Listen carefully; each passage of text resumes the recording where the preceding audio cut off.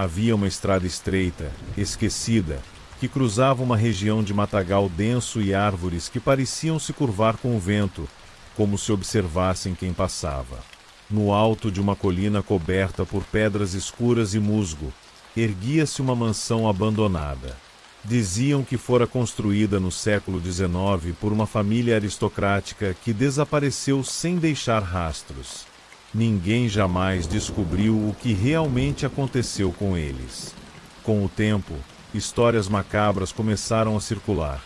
Gritos à noite, vultos à janela, luzes inexplicáveis piscando em cômodos vazios.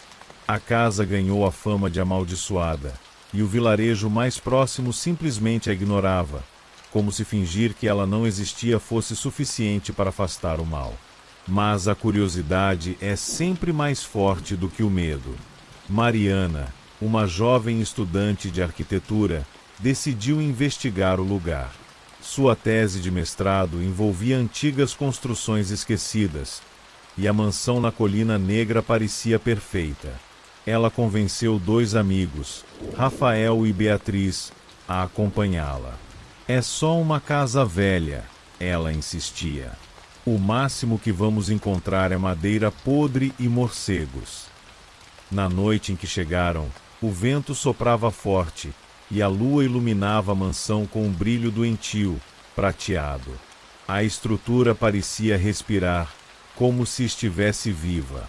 O portão de ferro enferrujado rangeu ao ser empurrado, e um cheiro pesado de umidade e terra encharcada tomou o ar. O jardim, outrora belo, estava tomado por ervas retorcidas. O silêncio era quase absoluto, quebrado apenas pelo farfalhar das folhas e pelo rangido das tábuas quando eles subiram os degraus da entrada. Ao abrir a porta principal, uma onda de ar frio escapou do interior. Era como entrar num túmulo. O hall de entrada era enorme, com lustre quebrado pendendo precariamente, e pinturas antigas de pessoas com olhares severos decoravam as paredes. Os olhos pareciam segui-los em cada movimento. Rafael, que sempre tentava brincar para aliviar a tensão, comentou: "Acho que eles não estão gostando da visita." Ninguém riu. Mariana acendeu uma lanterna e começou a fotografar os detalhes da estrutura. Colunas de madeira entalhada, escadas largas, vitrais cobertos de poeira. Mas, a cada flash da câmera, parecia que algo se movia no canto da visão deles, como se sombras fugissem da luz. Beatriz, cada vez mais inquieta, sussurrou: "Eu não gosto daqui. Sinto como se estivéssemos sendo observados." De repente, um estalo ecoou vindo do andar de cima. Algo pesado arrastava-se pelo chão. Eles congelaram. "Deve ser um animal", disse Mariana, tentando se convencer mais do que convencer os outros. Subiram a escada, cada degrau gemendo sob seus pés. O corredor era estreito, iluminado apenas pela fraca luz da lanterna. As portas estavam entreabertas, e de dentro dos quartos vinha um cheiro de mofo misturado a ferro enferrujado, ou seria sangue. Em um dos quartos, encontraram móveis cobertos por lençóis brancos, todos manchados por algo escuro. Uma poltrona estava virada para a janela, como se alguém tivesse estado ali observando a noite. Mariana tocou no tecido e sentiu que ainda estava úmido. Rafael se aproximou do espelho antigo encostado na parede. O vidro estava manchado, mas refletia sua figura e algo mais. Por trás dele, uma sombra distorcida, sem rosto, erguia-se, aproximando-se lentamente. Ele se virou de imediato. "Nada. Eu vi alguma coisa", gaguejou. Antes que pudesse continuar, ouviram passos fortes no corredor. Passos que não pertenciam a nenhum deles. Beatriz segurou o braço de Mariana com força. "Vamos embora. Agora." Mas a saída já não era tão simples. Quando correram para o hall, a porta principal estava fechada, e nenhuma força conseguia abri-la. As janelas estavam seladas por dentro, como se nunca tivessem sido abertas. A mansão havia decidido que eles ficariam. Luzes fracas começaram a piscar pelos corredores, mesmo sem energia elétrica.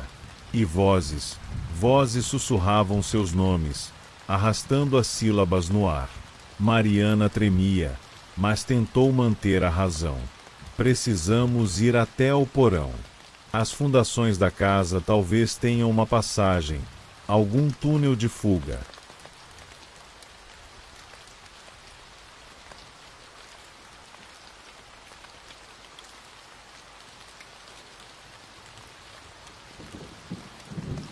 Numa pequena cidade do interior, havia uma construção que todos conheciam, mas evitavam falar sobre ela. Era uma mansão antiga, em ruínas, situada no alto de uma colina cercada por árvores retorcidas. As janelas estavam sempre escuras, mesmo quando a lua brilhava intensamente. Chamavam-na de Casa do Eco, porque aqueles que ousavam se aproximar juravam ouvir vozes repetindo seus próprios sussurros, como se a casa tivesse vida. A história dizia que, décadas atrás, ali viverá uma família rica. O patriarca, um homem severo e de reputação duvidosa, havia enlouquecido certa noite e, em um surto inexplicável, exterminou toda a família antes de tirar a própria vida. Desde então, ninguém mais se estabeleceu ali. Algumas tentativas foram feitas, mas os novos moradores fugiam no mesmo dia, deixando tudo para trás. Certo verão, um grupo de jovens decidiu que passaria uma noite na Casa do Eco. Não era coragem, mas curiosidade misturada àquela vontade de desafiar as histórias que os mais velhos contavam.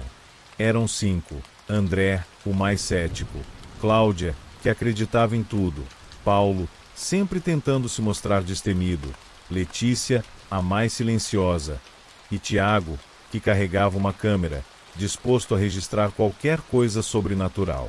Subiram a colina ao entardecer, rindo e zombando das advertências dos moradores. A entrada da casa estava coberta de teias, e a porta de madeira rangia como se reclamasse ao ser empurrada. O cheiro de mofo tomou conta deles imediatamente, junto com uma sensação de frio que não combinava com o calor do verão. No salão principal, havia um enorme espelho quebrado, que refletia pedaços distorcidos da realidade. Letícia foi a primeira a notar que, embora estivessem apenas 5 no grupo, havia mais silhuetas refletidas, paradas atrás deles. Mas, quando se viraram, não havia ninguém. Ela não falou nada, preferindo guardar o medo para si. Decidiram explorar a casa com lanternas. As paredes estavam cobertas de marcas escuras, como se fossem mãos manchadas de fuligem. A cada passo, o soalho rangia de maneira irregular, como se acompanhando o ritmo dos corações acelerados. Tiago filmava tudo, convencido de que teria material suficiente para assustar os amigos depois. No andar de cima, encontraram quartos com móveis cobertos de lençóis empoeirados. Em um deles, a cama ainda estava arrumada, mas com o colchão afundado, como se alguém tivesse acabado de levantar dali. Paulo, tentando mostrar coragem, sentou-se sobre a cama e riu. Foi quando todos ouviram uma risada infantil ecoar, repetida em todos os cantos do quarto. Não parecia vir de um único ponto, estava em toda parte. Cláudia agarrou o braço de André, dizendo que aquilo já era demais. Mas André insistiu que era só efeito acústico, um reflexo do som dentro da casa. No entanto, quando saíram do quarto, ouviram passos correndo atrás deles. A cada vez que paravam, os passos também paravam. Descendo novamente para o salão, notaram que o espelho estava agora inteiro, sem rachaduras, e refletia a sala como se estivesse viva. Tiago se aproximou com a câmera, mas percebeu algo que gelou seu sangue. No reflexo, o grupo estava maior. Havia outras figuras atrás deles, todas com rostos borrados, imóveis, apenas observando. De repente, a porta pela qual tinham entrado estava fechada, trancada por dentro, embora ninguém tivesse tocado nela. Tentaram forçar, mas não cedia. Então, ouviram um sussurro, repetido várias vezes, até formar uma frase clara: "Vocês não deveriam estar aqui." O pânico se instalou. Correram em direção à cozinha, pensando encontrar uma saída pelos fundos. Mas, à medida que se deslocavam, a casa parecia se transformar, os corredores ficando mais longos, as portas levando lugares diferentes de onde haviam saído. Era como se estivessem presos dentro de um labirinto vivo. No sótão, onde acabaram sem perceber, encontraram brinquedos antigos, bonecas sem olhos, carrinhos de metal enferrujados e um cavalo de balanço que se movia sozinho, rangendo no silêncio. Letícia, já chorando, implorava para irem embora, mas não havia para onde. Então, o eco voltou.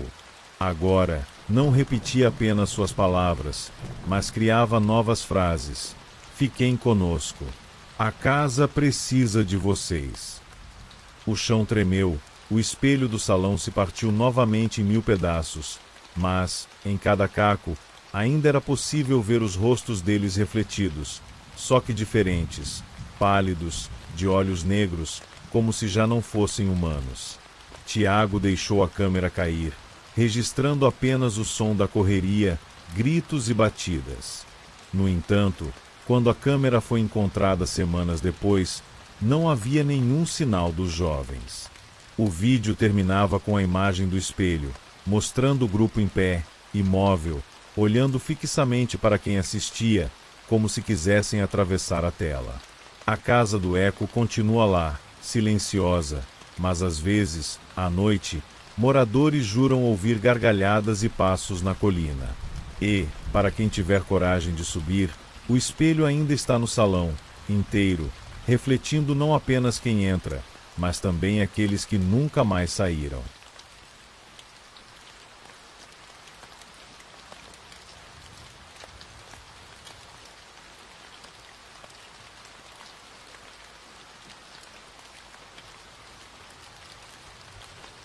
Mateus era um jovem fotógrafo que tinha uma estranha obsessão: registrar lugares esquecidos pelo tempo. Casas abandonadas, fábricas decadentes, igrejas ruindo. Ele acreditava que nesses espaços residia uma energia que suas lentes conseguiam captar. Foi em uma dessas buscas que ele ouviu falar de uma pequena vila chamada Santa Olívia, localizada no interior profundo de Minas Gerais, já engolida pela mata e praticamente apagada do mapa.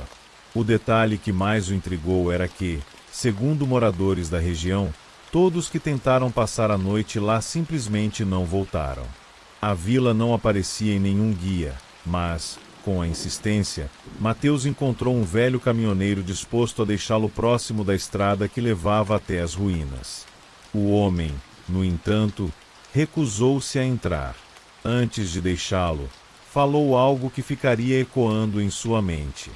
Se escutar sussurros, não responda. Só corra.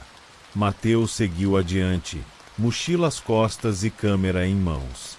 Depois de algumas horas de caminhada por uma trilha estreita e sufocada por árvores, ele avistou a primeira construção de Santa Olívia, um portão de ferro retorcido que levava diretamente ao cemitério. As lápides estavam tomadas pelo musgo, muitas rachadas, e em algumas o nome já havia desaparecido. Um vento gelado atravessou o lugar, trazendo consigo um som baixo, quase imperceptível, como se alguém murmurasse muito próximo ao ouvido. Ele ignorou, acreditando ser fruto da sugestão. Mas conforme avançava, os sussurros aumentavam. Não vinham de um ponto específico. Era como se as próprias lápides falassem, emitindo palavras indecifráveis. Mateus acelerou o passo e saiu dali, mas não sem antes registrar algumas fotos. Quando conferiu as imagens, percebeu algo que o fez gelar. Em várias delas, atrás das cruzes quebradas, havia silhuetas humanas em pé, todas voltadas para ele. Tentando afastar a sensação de que estava sendo observado, seguiu explorando a vila.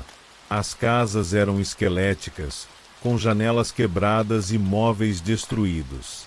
Uma igreja, no centro, mantinha ainda a cruz no alto, mas toda a madeira apodrecida parecia rangir como se estivesse viva. Ao entrar, Mateus encontrou bancos virados, imagens sacras despedaçadas e, no altar, um livro aberto, coberto de poeira. O mais perturbador era que as páginas estavam repletas de nomes, todos seguidos pela mesma palavra: silenciado. De repente, o som dos sussurros voltou, agora mais próximos, mais claros. Entre as vozes, conseguiu distinguir seu próprio nome, repetido diversas vezes, como se alguém estivesse chamando. Mateus congelou. O conselho do caminhoneiro voltou imediatamente à sua mente. Não responda. Ele largou o livro e começou a se afastar. Ao sair da igreja, percebeu que a neblina havia tomado conta da vila. Mal conseguia enxergar alguns metros à frente. As vozes se multiplicaram, agora em coro, algumas suplicando, outras rindo, outras chorando. E então, no meio da rua principal, ele viu. Dezenas de figuras humanas estavam paradas, imóveis, olhando diretamente para ele. Seus rostos eram indistintos, cobertos por uma sombra densa, mas seus olhos, fundos e escuros, brilhavam como buracos sem fim. O coração de Mateus disparou. Ele correu, tentando encontrar a trilha de volta. Mas a cada esquina que virava, dava de frente com mais daquelas figuras. Elas não corriam, apenas se aproximavam devagar, como se tivessem todo o tempo do mundo. Quando finalmente alcançou o portão do cemitério, percebeu que estava fechado, embora não lembrasse de tê-lo visto assim antes. Desesperado, tentou escalá-lo. Enquanto subia, mãos geladas agarraram seus tornozelos. Não eram sólidas como carne, mas pesadas como ferro, tentando puxá-lo de volta. Mateus chutou, se debatendo, e conseguiu se soltar. Saltou para fora e correu pela trilha sem olhar para trás, os sussurros o acompanhando, ecoando cada vez mais alto. Mateus, fica consco. Ele correu sem parar até alcançar a estrada. Exausto, desabou no asfalto, e só ali percebeu que ainda segurava a câmera. Tremendo, ligou o visor para conferir as últimas fotos. A última imagem quase fez seu coração parar. Era ele, escalando o portão, mas cercado por dezenas de braços esqueléticos que se estendiam do outro lado, tentando agarrá-lo. Nos dias seguintes, Mateus tentou mostrar as fotos para amigos, mas o cartão de memória estava corrompido. Apenas uma imagem permaneceu intacta, a do livro aberto no altar da igreja. E lá, entre os nomes registrados, agora havia mais um, escrito em tinta escura e fresca: Mateus, silenciado.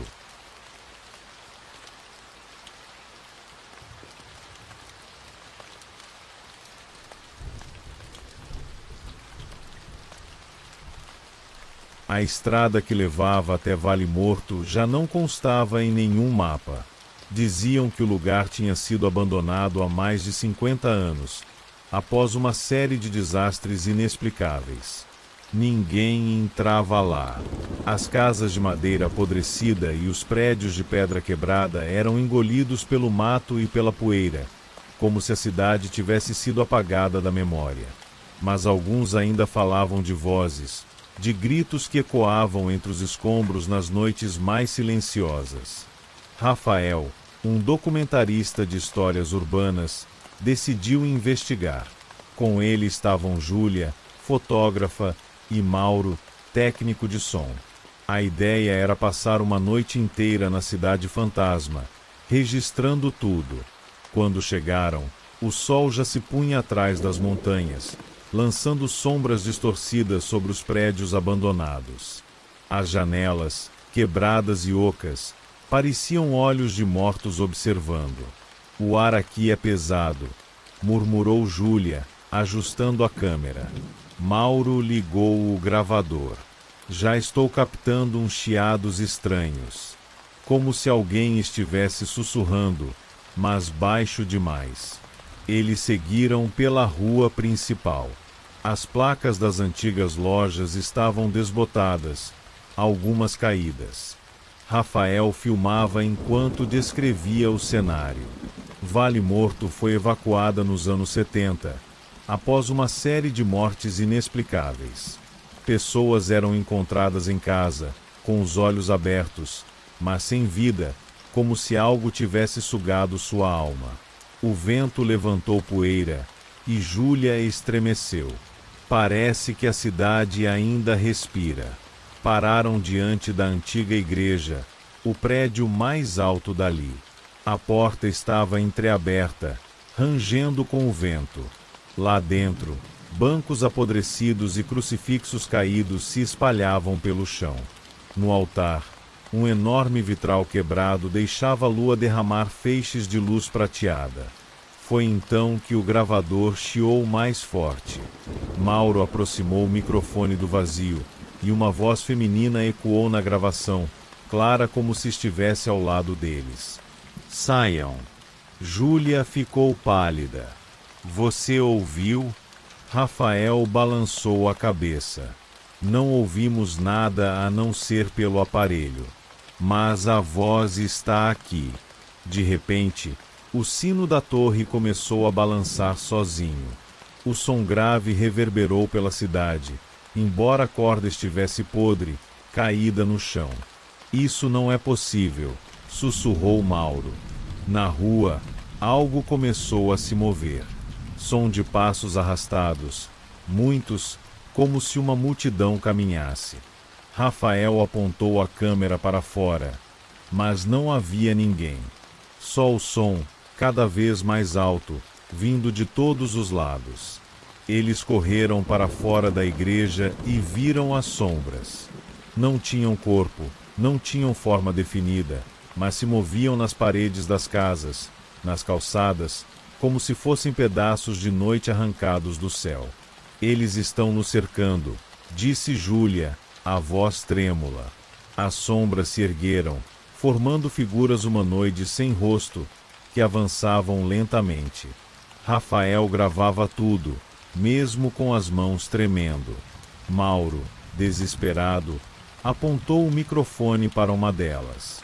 O gravador captou dezenas de vozes em uníssono.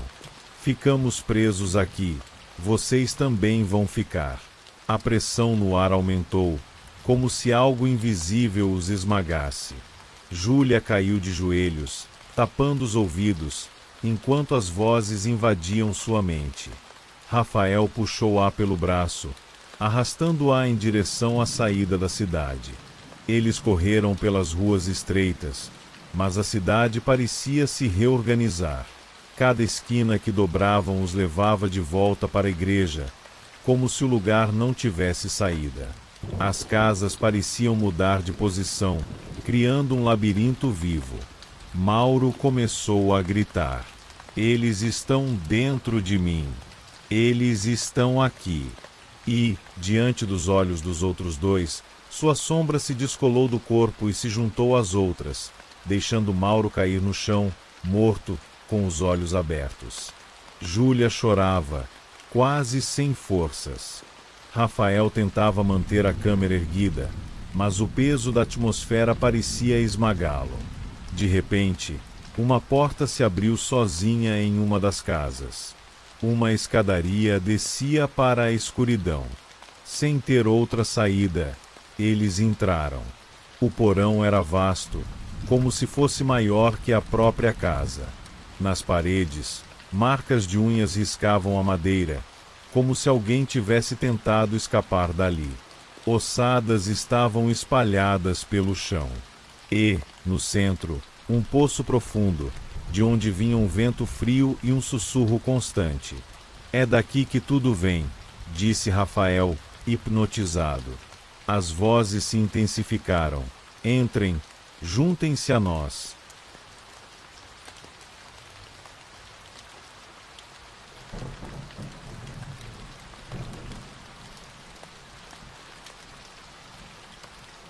Mateus sempre fora fascinado por lugares abandonados. Gostava de explorar fábricas, casarões antigos e até cemitérios esquecidos, mas naquela noite, uma história o levaria a um destino muito mais aterrador do que qualquer coisa que ele já havia imaginado. Um velho conhecido de estrada, caminhoneiro como ele, contou sobre uma linha férrea desativada que cortava uma pequena cidade esquecida no interior. A lenda dizia que, nas madrugadas mais silenciosas, um trem surgia nos trilhos abandonados, um trem que não deveria existir, um trem que nunca mais chegava ao destino.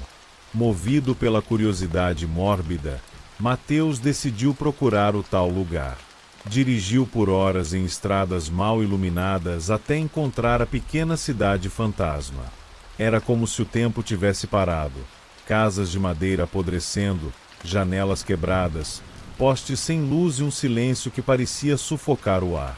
Deixou o caminhão estacionado e seguiu a pé até os trilhos. A lua iluminava a ferrovia enferrujada, coberta de mato.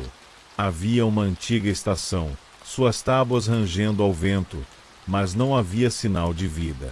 Enquanto explorava, o ar ficou pesado.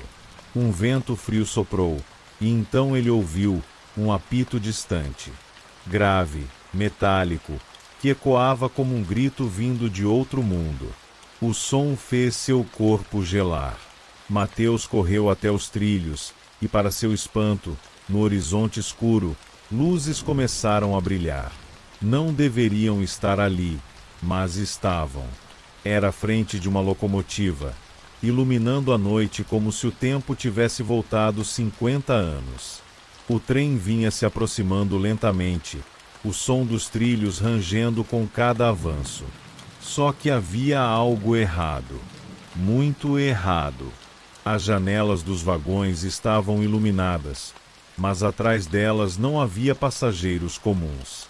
Eram figuras pálidas, de olhos fundos, encarando-o em silêncio.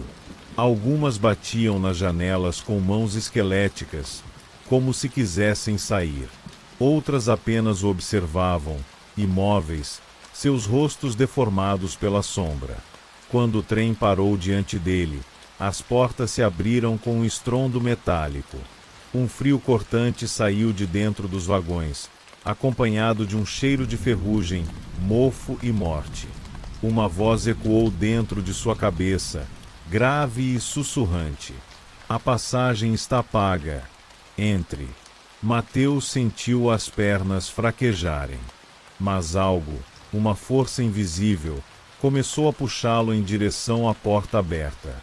Ele tentou resistir, mas era como lutar contra uma correnteza. Quando cruzou a soleira, o chão sumiu debaixo de seus pés. Dentro do vagão, o mundo parecia distorcido. O corredor era infinito, e em cada assento havia passageiros mortos, em diferentes estados de decomposição. Alguns ainda vestiam roupas de décadas passadas, outros olhavam fixamente para o vazio, enquanto sussurros percorriam o ar. A cada passo que dava, o trem parecia acelerar. Pelas janelas, Mateus não via mais a cidade, mas sim um túnel interminável, cercado por sombras que se contorciam como se fossem feitas de fumaça viva. Uma mulher de vestido antigo se levantou de um assento e caminhou em sua direção. O rosto dela estava pálido demais, os olhos negros como carvão. Quando abriu a boca, um sussurro gelado escapou. Agora você faz parte da viagem. Mateus gritou, mas sua voz foi engolida pelo barulho metálico do trem. Ele tentou correr até a porta, mas toda vez que a alcançava, ela desaparecia, surgindo mais adiante.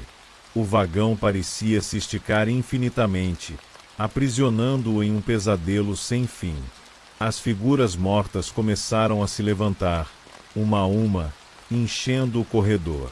Estendiam suas mãos frias em direção a ele, murmurando palavras em línguas que ele não compreendia. O cheiro de terra molhada e túmulo aberto o fez engasgar. De repente, sentiu uma mão gelada segurar seu ombro. Quando olhou para trás, viu um maquinista esquelético, de uniforme empoeirado, com olhos vazios e um sorriso macabro. Próxima parada: esquecimento. O trem mergulhou em uma escuridão absoluta, e o grito de Mateus foi o último som humano a ecoar naquela noite. Dias depois, seu caminhão foi encontrado estacionado próximo à linha férrea abandonada. Não havia sinal dele. Apenas as marcas de trilhos recentes sobre o mato crescido, embora aquela linha estivesse desativada há mais de 40 anos.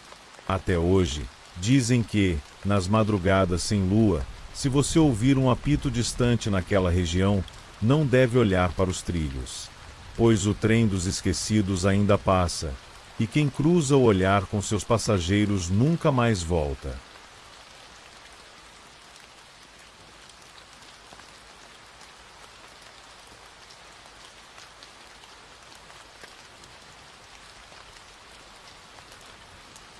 Havia um prédio comercial no centro da cidade que, por décadas, fora considerado amaldiçoado.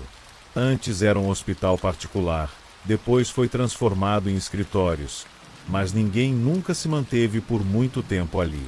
Os poucos que alugavam salas desistiam após semanas, alegando ouvir vozes, passos atrás de portas trancadas e sentir cheiros de sangue nos corredores. Mas o que realmente alimentava as lendas era o último andar, o 12º. Durante as reformas, o elevador nunca parava ali. As portas simplesmente se recusavam a abrir. As escadas que levavam ao andar foram bloqueadas com placas de ferro, e ninguém conseguia explicar por que os pedreiros abandonavam o trabalho naquele nível. É como se o concreto se recusasse a prender os parafusos, diziam um dos engenheiros, antes de abandonar a obra e nunca mais voltar. Um grupo de exploradores urbanos decidiu que precisava entrar. Eles eram 4. Lucas, o mais destemido. Ana, fascinada por histórias sobrenaturais. Vinícius, que só acreditava vendo. E Júlia, que levava uma câmera para registrar tudo. Eles chegaram ao prédio numa noite chuvosa, quando a vigilância era quase inexistente. Subiram os andares iluminados apenas por lanternas e pelo eco dos próprios passos. O silêncio era sufocante, como se todo o prédio prendesse a respiração à espera do que viria. No 11º andar, encontraram a primeira anomalia, uma porta de ferro com correntes enferrujadas. "É aqui", murmurou Lucas, com um sorriso nervoso. Usaram um pé de cabra, cortaram o cadeado e forçaram a entrada. A escada para o 12º era estreita e tomada por um frio antinatural. Cada passo parecia sugar a energia deles, e a lanterna de Júlia começou a falhar. Quando chegaram ao último degrau, perceberam que o piso estava úmido, como se tivesse sido lavado recentemente, mas havia marcas de pés descalços manchando o chão, indo e voltando em direções aleatórias. "Isso não faz sentido", disse Ana, tentando rir, mas a voz dela tremia. O andar era um grande corredor com várias portas de quartos, exatamente como num hospital. As paredes estavam descascadas, e um forte odor metálico impregnava o ar. Em uma das portas, o número 13 estava pintado em vermelho, embora aquele andar não tivesse sido projetado para ter quartos numerados. Quando Júlia ergueu a câmera para filmar, o visor mostrou algo que eles não viam a olho nu, uma sombra andando pelo corredor. Parecia um paciente de hospital, com a cabeça enfaixada, arrastando os pés lentamente. "Vocês estão vendo isso?", gritou Júlia. Mas os outros viam apenas o corredor vazio. Vinícius, cético, correu até o quarto 13 e empurrou a porta. O cheiro de sangue quase o fez vomitar. No centro do quarto havia uma maca antiga, com correias de couro ainda presas, e as paredes estavam cobertas de arranhões, como se alguém tivesse tentado escapar dali por anos. De repente, a porta bateu sozinha. As luzes das lanternas apagaram, e apenas a câmera de Júlia continuava funcionando. No visor, todos podiam ver. Dezenas de pacientes espectrais enchiam o quarto. Alguns sem olhos, outros com bocas costuradas, todos olhando diretamente para eles. O grupo gritou e tentou sair, mas o corredor parecia se alongar infinitamente, como se nunca levasse as escadas. As figuras começaram a segui-los, suas bocas abertas em silêncio absoluto. O único som era o bater frenético dos pés no chão. Lucas foi o primeiro a desaparecer. Ele corria na frente quando simplesmente sumiu, como se tivesse atravessado uma parede invisível. O grito dele ecoou pelo corredor, vindo de todas as direções ao mesmo tempo. Ana caiu logo depois, arrastada por mãos espectrais que surgiram do chão. Vinícius tentava puxá-la de volta, mas as mãos o agarraram também, e ambos foram tragados para a escuridão. Júlia, tremendo e sozinha, correu de volta até a escada. A câmera filmava tudo, mas quando olhou para o visor pela última vez, viu-se cercada pelas figuras do hospital. Não conseguiu nem gritar antes de desaparecer. Dias depois, o prédio foi fechado de vez. A polícia encontrou a câmera caída no 11º andar. O vídeo mostrava apenas corredores vazios, até que a gravação terminava em estática. Mas quem viu as imagens afirma que, no reflexo das janelas, era possível distinguir 4 silhuetas presas no último andar, andando sem rumo, como novos pacientes do hospital que nunca existiu oficialmente, mas que ainda esperava suas próximas vítimas.